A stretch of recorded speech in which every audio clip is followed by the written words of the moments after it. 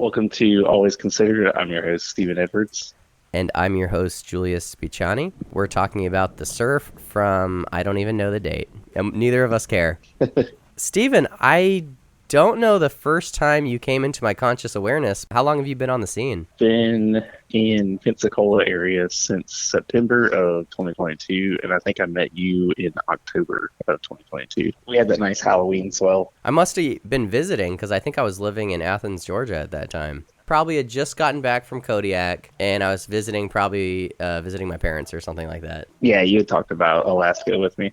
You're like kind of a unique presence because you're the only dude who regularly takes in the water surf photography. Is that true? Maybe Shane does a little bit of it. There's the lifeguard that does some of it, but you're like the most regular surf photographer in the water. Is that true? Yeah, I would say pretty much every swell. I feel like I'm the only one out there. Sometimes I see Alex out there, like that big swell we got a few months back. Mm-hmm. But other than that, yeah, I'm pretty much the only guy out there. And how did you get into it? So I'm actually from the Outer Banks, and I grew up around surfing, and I didn't really dabble in photography until I moved out to Hawaii back in 2014. Mm-hmm. And then I got real big into it, and I would shoot out at pipe. So it's funny when people say, "Did I hit you?" when I'm out in the water, and I'm used to dodging people, so I've only ever got hit once in the water. Yeah, you seem so cool and collected. I feel like a lot of the times I'm scared. I see you coming, and you're very good at positioning yourself. Yeah, it's been a lot of practice of getting right in that right spot to get that shot. You also body surf. Would you say you're a bigger photographer or bigger body surfer, or do you even make that comparison? I don't really make the comparison, so it's always a struggle for me because sometimes when I come up and it's just very nice, like this last swell, I went out and rode first instead of shooting. So it's always a struggle when I get to the beach to do I shoot first or do I go out and surf first, because I'm working with light, and that first light is always beautiful with those photos. So it's always a challenge. Yeah. It's always a pull between the two. Yep. I like the way that you articulated that. I feel the exact same tension when I show up, especially early in the morning, and you're like, there's 7 people in the water. I could go now, and basically all these waves are mine. Exactly. Especially the pier. We know how it gets there. Yeah, and it's like, the swell's dropping and the wind's going to come up soon. Yeah, you got to take advantage of that light wind.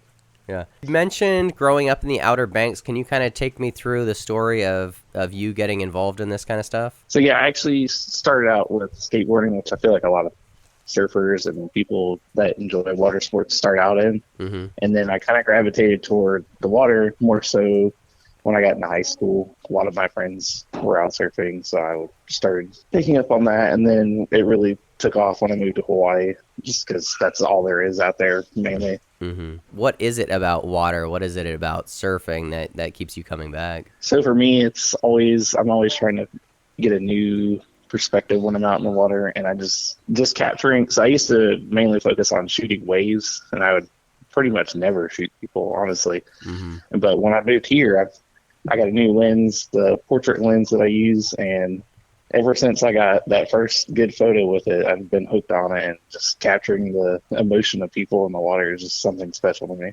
I love that. Yeah, you definitely have a talent for it. Thank you.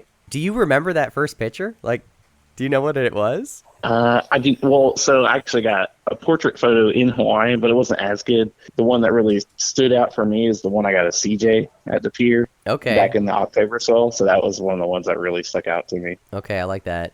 Yeah, that got shared by Salty, and I think Waterboy shared it too.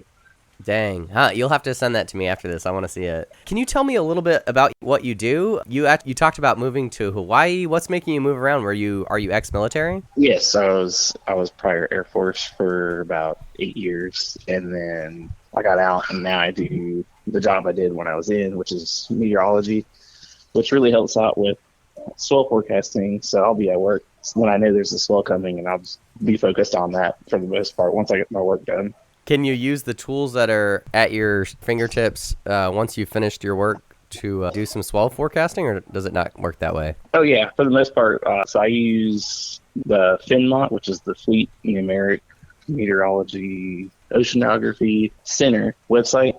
and they have really good swell maps, and I like to use those. And then we have some other model data, just stuff like that, stuff that normal people wouldn't have access to. Yeah. So it really helps. I love that. Do you think we're gonna get any decent swell? I just bought a longboard. It's almost repaired. It'll get its hot coat tomorrow. I'm hoping maybe in this coming week, because we're kind of in like a stationary boundary right now. But once that low pushes through, we should get another good round of swell run through. Maybe in about a week. Okay.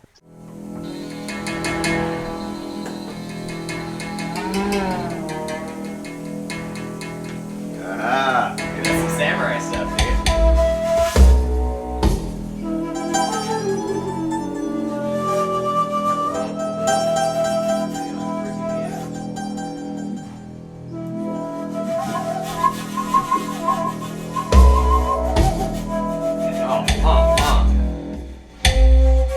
Dude, Jacob's got the heavy beats in here.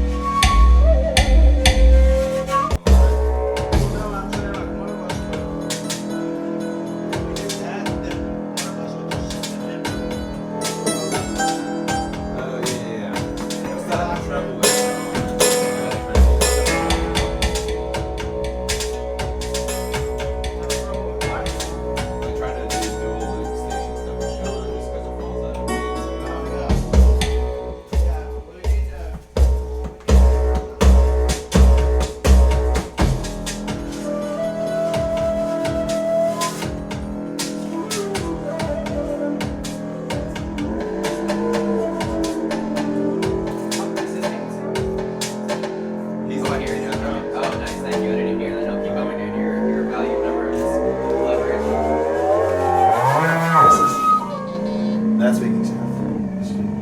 Already.